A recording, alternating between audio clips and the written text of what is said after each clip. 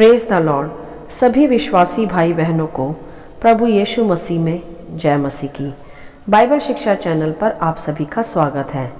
हमारे इस चैनल को देखने के लिए आप चैनल को सब्सक्राइब करें और बेल आइकन के ऑल बटन को ज़रूर दबाएं, तभी आपको हमारी आने वाली हर वीडियो का नोटिफिकेशन मिलता रहेगा। आज मैं आपके लिए बाइबल की पुस्तक से लूका अध्याय 15 का वचन 1 से 7 लेकर आई हूँ, खोई हुई भेड़ का दृष्टांत। तो चलिए भाइयों बहनों, हम वीडियो स्टार्ट करते हैं। बाइबल दर्शाती है यहाँ कि यह उस समय की बात है जब सब चुंगी लेने वाले और पापी मनुष्य प्रभु यीशु के पास आया करते थे उसके वचन को सुनने। तब बाइबल बताती है कि सब फरीसी और शास्त्री उन्हें देखकर कुड़कुड़ाने तथा कहने लगे कि यह तो पापियों के साथ मिलता और उनके साथ खाता भी है।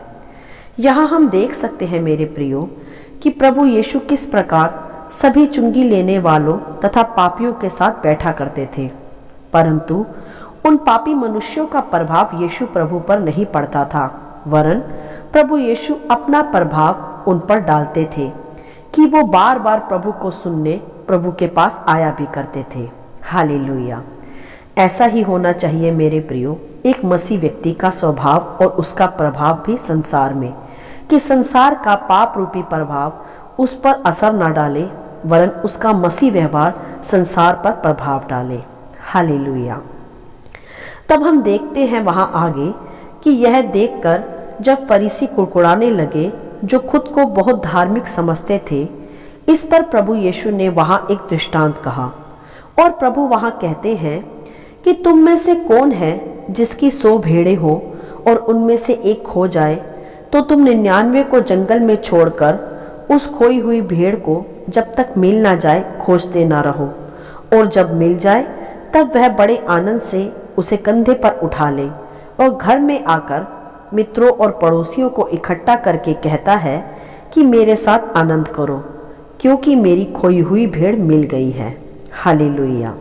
और अंत में आगे प्रभु ने यह भी कहा कि मैं तुमसे सच सच कहता हूँ कि इसी रीति से एक मन फिराने वाले पापी के विषय में भी स्वर्ग में इतना ही आनंद होगा जितना कि 99 ऐसे धर्मियों के विषय नहीं होता जिन्हें मन फिराने की आवश्यकता है। हालेलुया। मेरे प्रियो, यह दृष्टांत जो आप प्रभु ने कहा, यह परमेश्वर के असीम व आगापे प्रेम को दर्शाता है जो संपूर्ण मानव जाति से पिता परमेश्वर ने किया। यहाँ हम देख सकते हैं भली प्रकार कि जब चुंगी लेने वाले और पापी मनुष्य के साथ प्रभु बैठा करते थे, तो वह उद्देश्य यही था प्रभु का कि वह मनुष्य भी बचाए जाएं और पाप रहित जीवन जिए और पिता के घर अर्थात स्वर्ग के राज्य में वह भी प्रवेश करे। हालेलुया। मेरे प्रियो, हमारे विचारों में और प्रभु के विचारों में जमीन और आसमान का अंतर है। हमारे प्रेम और प्रभु के प्रेम में भी अंतर है। हम मनुष्य को बाहरी व्यक्तित्व और मनुष्यत्व देखकर प्रेम करते हैं, परंतु परमेश्वर उसे वैसे नहीं देखते, जैसे वह एक पाप में खोया हुआ मनुष्य है जिसे प्रभु चाहते हैं कि वह अपने प्रेम के द्वारा उसे बचा ले। हालेलुया। मेरे प्रियो, बाइबल बताती है कि परमेश्वर ने जगत से ऐसा प्रेम किया कि उसने अपना इकलौता पुत्र भी दे दिया, ताकि जो कोई उस पर विश्वास करे वह नाश ना हो वरन अनंत जीवन पाए। हालेलुया। जी हाँ भाइयों बहनों, परमेश्वर ने यीशु के रूप में आकर अपना प्राण इसलिए नहीं दिया कि केवल अच्छे कर्म करने वाले धर्मियों को ही बचाए, वरन यीशु ने अपना प्राण संपूर्ण मानव जाति के लिए दिया है, जिसमें पापी मनुष्य भी शामिल है। वह नहीं चाहता कि कोई भी नाश हो, क्योंकि वही है उसकी खोई हुई असली भेड़ें जो जगत के पाप में डूबकर खो गई हैं।